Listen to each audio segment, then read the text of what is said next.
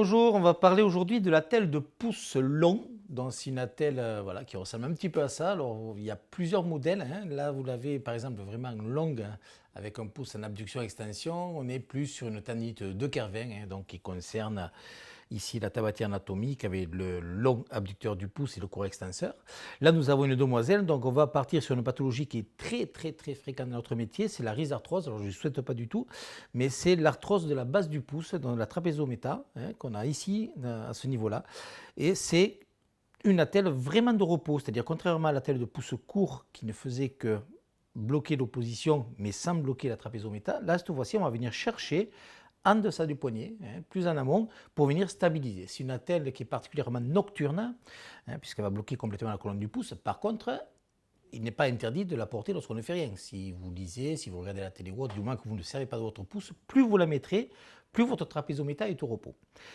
Il s'agit d'une attelle de repos. Alors dans les écoles, on nous apprend, et à juste titre, qu'il y a des positions de repos, etc. C'est vrai, c'est très théorique. Une position de repos pour un patient, c'est avant tout la position où il n'a pas mal. Donc ça peut être surprenant, mais là, normalement, la position de moindre pression, on est axé méta-radius, hein, que ce soit en sagittal ou en frontal. Ça peut être différemment, suivant la douleur du patient. Ce qu'il faut, c'est qu'elle ne fasse pas mal. Dites-vous bien qu'une attelle qui fait mal, le patient ne la portera pas. Donc restez simple, restez pratique. Il y a la théorie, c'est vrai, mais des fois, il faut qu'on reste dans la pratique. Donc cette attelle, différentes manières de la faire. Moi, je l'ai simplifié au maximum pour pouvoir faire un peu passer le message. On va partir une fois de plus d'un petit huitième de plaque. On est toujours sur de l'aquaplaste, hein, là c'est du noir, donc ne cherchez pas la transparence, vous ne l'aurez pas. C'est de l'optiperf. On va tout simplement étirer dans le sens de la largeur, hein, on va le faire en plusieurs fois, vous allez voir, on va le retremper. Je vais venir me poser en palmaire, m'aligner sur le bord ulnaire puisqu'il n'est pas du tout concerné par la pathologie, et avec l'excédent, je vais venir tout simplement faire, important, une collerette au niveau de P1 du pouce. Lorsque ma collerette est faite, avec la deuxième partie du matériau, je vais venir refermer par-dessus jusqu'en bas. Et une fois que j'aurai fermé, je vais venir faire mon petit palmaire distal. D'accord? Donc tout va se faire dans un même temps et on n'aura qu'une jonction matériau sur matériau au niveau de PM. Je ne soude surtout pas. Pourquoi? Parce que là, on n'a pas de déformation, mais sur les personnes polyarthritiques ou arthritiques tout court, on a des déformations. Si je soude, je ne vais plus pouvoir sortir mon attelle et je vais lui faire mal en la sortant. D'accord? Donc je ne soude surtout pas, je vais juste poser, ce qui va nous permettre de décoller dans un deuxième temps. Donc on y va pour le moulage. Donc j'ai dit que j'ai tiré la partie haute. Vous avez toujours pensé à taper, comme je vous ai dit, pour le... C'est pas trop chaud? Ça va? Hop, je tire, je vais entourer et là je vais venir fermer tout simplement. Je suis sur l'aquaplaste, donc n'oubliez pas, on est toujours sur les tirer coller, je tire, je positionne. Alors, vous voyez spontanément se met comme ça, on va lui demander de se relâcher, voilà, relâche-toi. Du coup, l'arche métacarpienne se crée, on va aller chercher un peu plus d'inclinaison ulnaire et venir amener le pouce. Voilà, plus possible dans l'axe du radius. Une fois de plus, mon pouce à moi vient ici mouler l'arche métacarpienne. Et j'essaie de positionner en demandant à la patiente, est-ce que là vous êtes bien, j'ai mal là, je suis mieux comme ça. On va modifier les angulations au niveau de la trapézométa. Hein, mais le plus possible, garder ces axes-là. Voilà.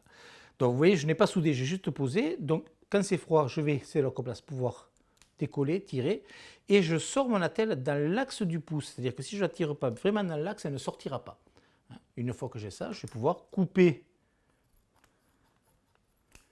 mes deux languettes que j'ai fait tout à l'heure. Vous voyez cette partie-là, donc elle n'est pas soudée, elle est juste posée, il suffit que je tire pour qu'elle se défasse. Je vais réessayer, voir si ça passe facilement, vérifier les positions. Là, je vois que ça passe. Je vais donc dans un deuxième temps au canon air chaud venir cette fois-ci souder. Donc très près, pas longtemps, sinon je déforme la telle. Voilà. Une fois que j'ai fait ça, je vais enlever un petit peu du haut, toujours pareil, pour pas être trop haut. Il faut que l'interphalangienne du pouce soit libre. Hein. Je vais retremper 4 à 5 mm. Hop, et je vais venir retourner pour qu'elle ait un bord parfaitement lisse pour pas qu'elle se blesse. Voilà, on réessaye. Voilà. d'accord, dont la telle est faite. Le pouce ici est complètement libre. On a une pseudo-préhension 1, 2, 3 sans sollicitation de la trapézometa, qui est l'articulation que l'on veut stabiliser. Au niveau des velcro, toujours pareil, on va partir sur un velcro en transmettant, un velcro en bas. Pour les finitions, le même principe que ici pour la Docker 20. On repart, je vous le remonte rapidement, avec une bande de thermoplastique de même acabit, là c'était encore de l'aquaplast, que je chauffe au canon à air chaud, très près, pas longtemps, pour enlever le traitement de surface. Et je vais, une fois de plus, partir du bord et venir souder tout autour mon matériau.